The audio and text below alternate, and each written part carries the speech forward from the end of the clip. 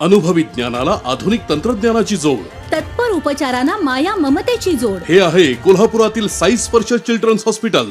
Doctor Venkatesh Taraksaband, doctor Vijay Gawade आणि doctor Amol गिरवलकर यांचा प्रदीर्घ अनुभव आणि बालरोग क्षेत्रातील प्रावीण्य यामुळे साई स्पर्श हॉस्पिटल आहे 0 ते 18 वयोगटातील बालकांचं आरोग्य जपणारं विश्वासार्ह हॉस्पिटल. हे पहा, आंदोलन कुठलेही चिरडण्याचं काही कारण नाही. अनेक दिवस ते उपोषणाला वांगचूक साहेब बसलेले होते. कोर्टाच्या आदेशानुसार त्यांची तब्येत खालावत चाललेली असल्यामुळं त्यांना उपचाराची आवश्यकता असल्यामुळं आज त्यांना उपचारासाठी नेलेला आहे. उपचार पूर्ण झाल्यानंतर तब्येत परत ठीक झाल्यानंतर परत ते उपोषण करू शकतील असं मला वाटतं. 20 तारखेला सगळ्या लोकांना त्यांनी आवाहन केलं होतं की जंतर मंतरवर येण्यासाठी, हे आंदोलन होऊ नये म्हणून याच्या आधी आंदोलन होण्यासाठी हे भारत हा जगातील सर्वात मोठा लोकशाही असणारा देश आहे.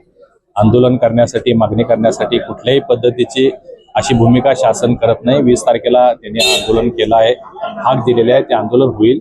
परंतु चुकीच्या पद्धतीनं या सगळ्याचं समर्थन देशविरोधी घटक यामध्ये सहभागी झालेले दिसत आहेत.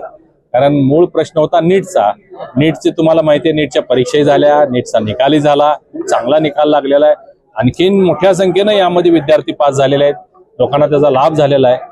जो नीट पेपर फुटीचा जो उपक्रम किंवा ती घटना घडलेली होती तो एक अपघात होता, त्याच्यासाठी योग्य ती कारवाई शासन करत आहे.